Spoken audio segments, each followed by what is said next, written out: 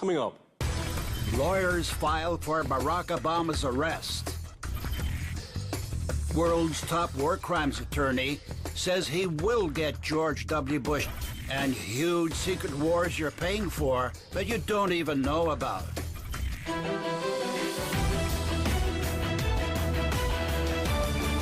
Washington's putting intense and persistent pressure to overturn war crime sentences of other countries' commanders, reveals a top judge at The Hague. Judge Frederick Harhoff says the White House is getting extremely nervous about its own crimes. The court said commanders were responsible for war crimes their subordinates committed. But the chamber suddenly backtracked. The U.S. felt they were getting too close to their own commanders. A Malaysian court already found George W. Bush and his deputies guilty of torture and war crimes. At the trial, Mahathir Mohamad, Malaysia's ex-premier, heard from victims and witnesses and was blunt. These are basically murderers, and they kill on a large scale.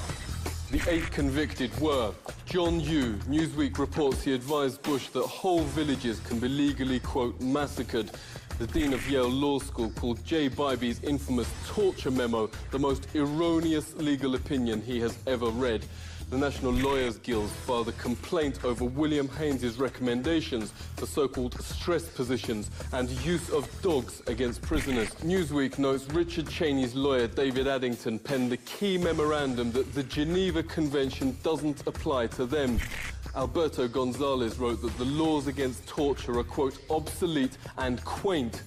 The Senate Armed Services Committee reports Donald Rumsfeld approved the, quote, aggressive techniques used in Guantanamo and black sites around the world. Richard Cheney told the Washington Times he, quote, signed off on the so-called enhanced interrogations.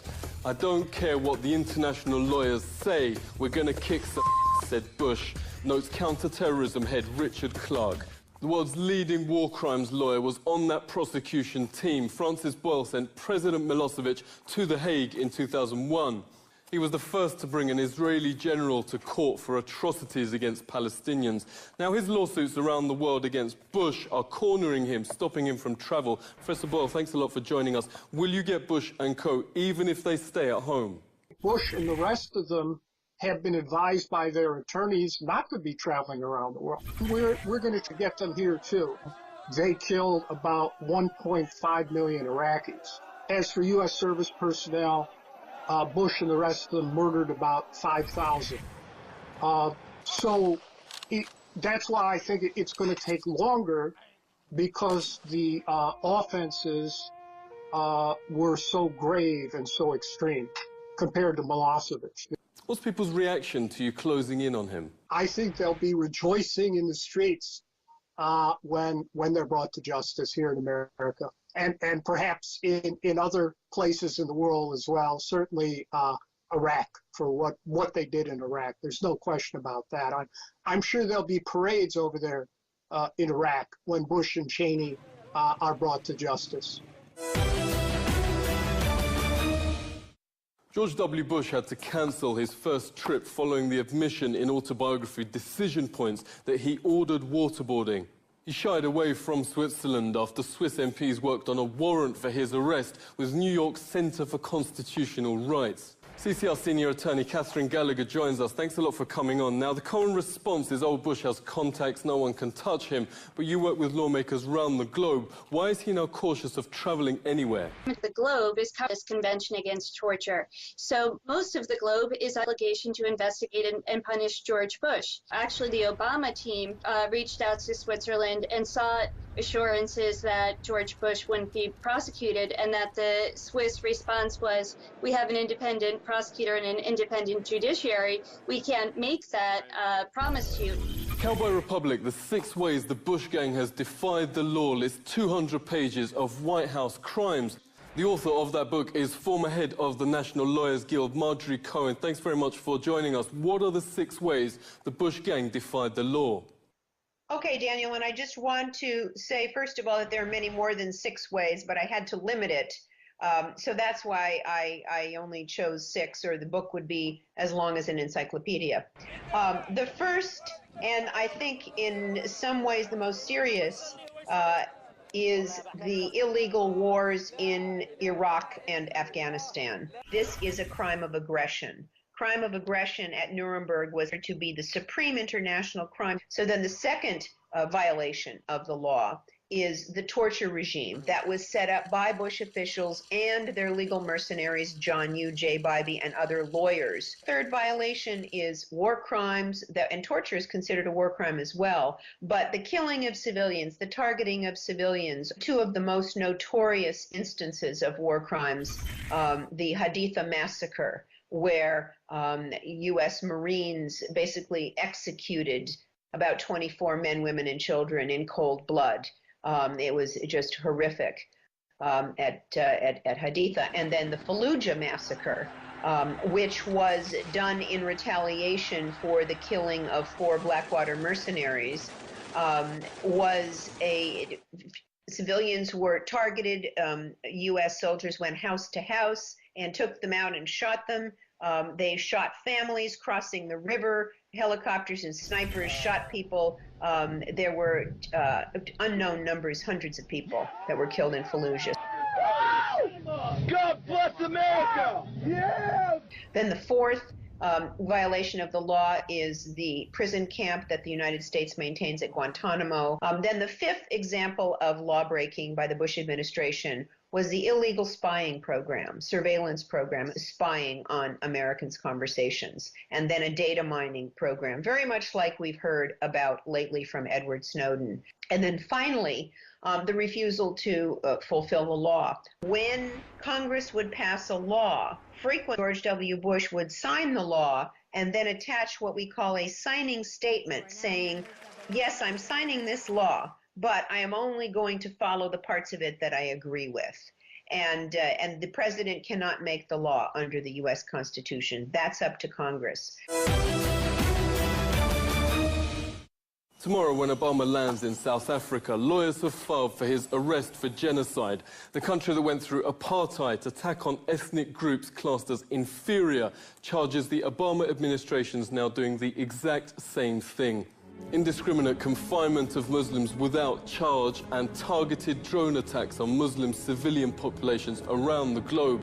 They charge worse than apartheid, in fact, constitutes genocide. The Muslim Lawyers Association brought the claim to prosecutors with attorney Yusha Tayyab. He joins us. It's great to have you on. Obama now expanding the war on terror to a war on whistleblowers and using drones over US soil. You note, as with apartheid, discrimination is spiraling out of control.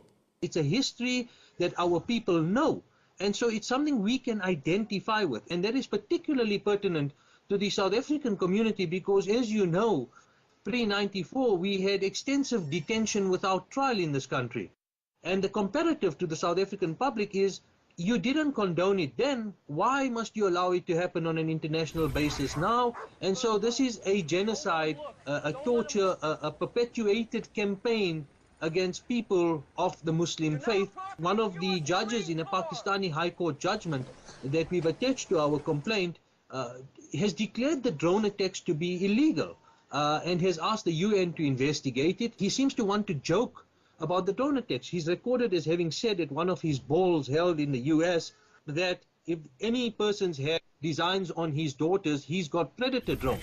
But boys don't get any ideas. I have 2 words for you. Predator drones. You will never see it coming.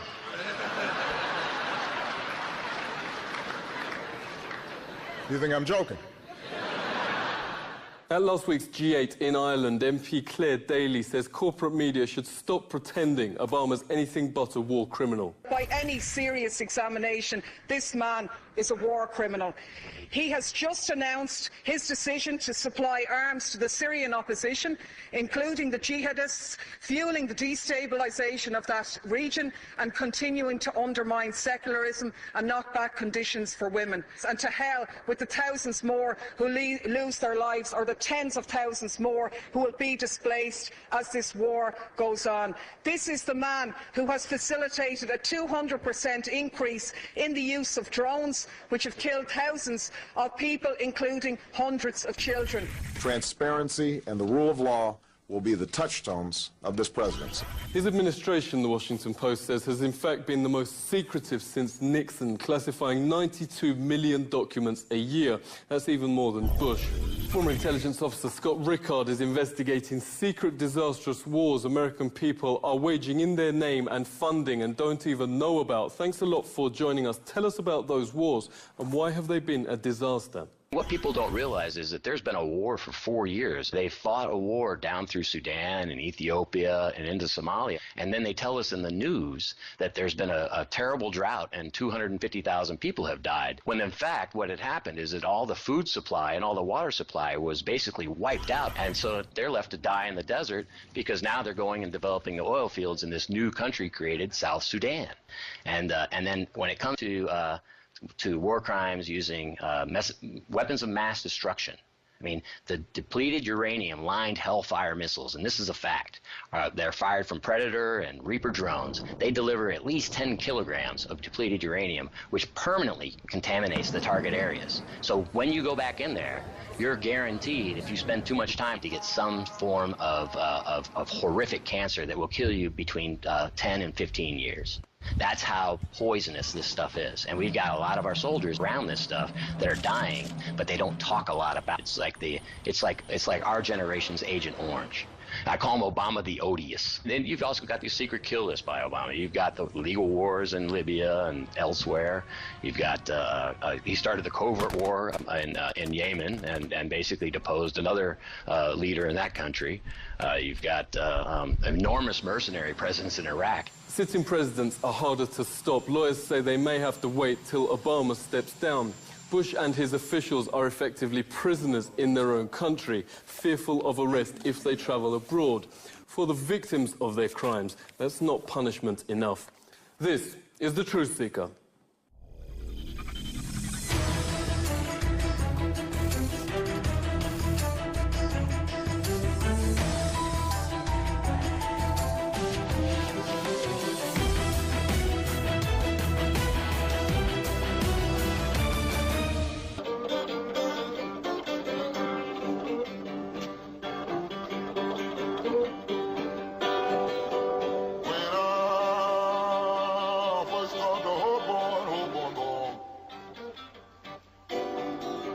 I took a freight train to be my friend.